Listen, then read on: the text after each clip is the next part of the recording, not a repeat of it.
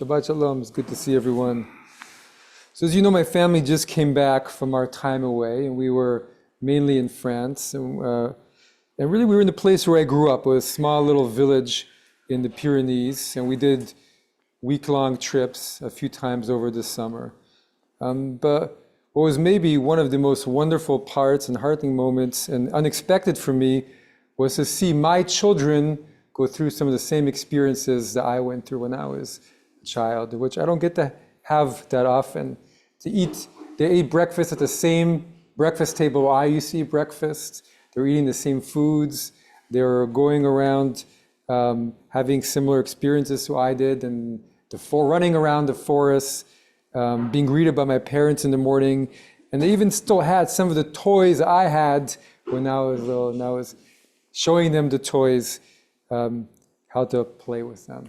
So, small pleasures when you live far away from where you grow up. But I think it's also more than that, because there are moments that really nourish our souls.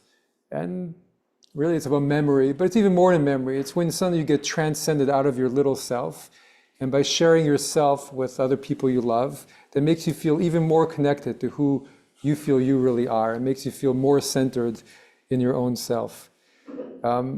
And we all seek out these moments with our children and grandchildren and cousins and uncles and aunts, all the people in our lives, our friends.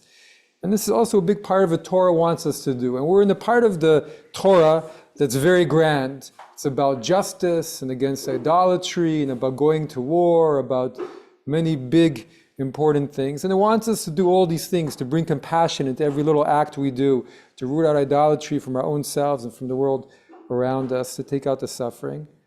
But also doesn't want us to forget the reason what we're doing.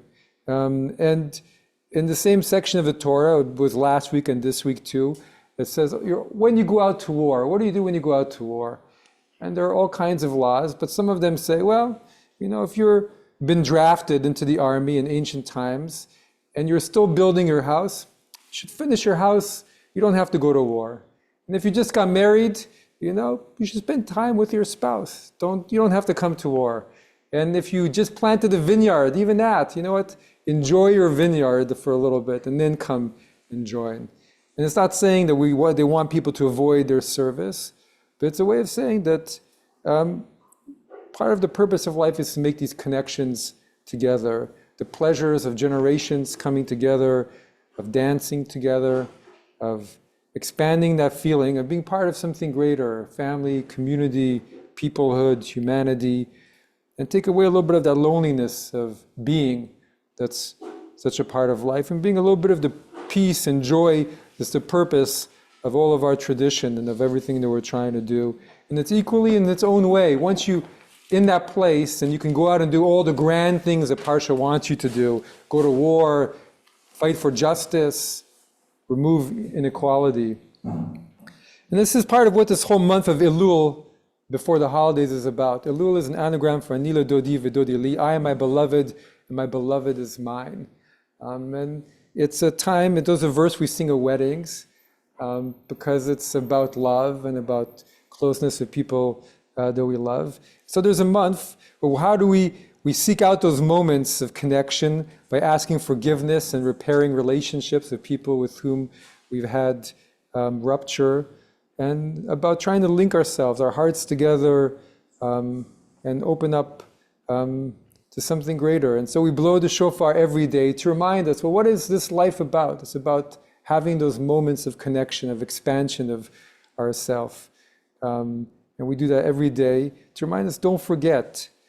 And that's also part of what God commands us, along with all the other things. So I want to end with a short memory of thought of this summer. So one of the things my children loved, over there they could tell you this, but every morning they would eat Weetabix as part of their cereal, and they loved Weetabix. It's a cereal.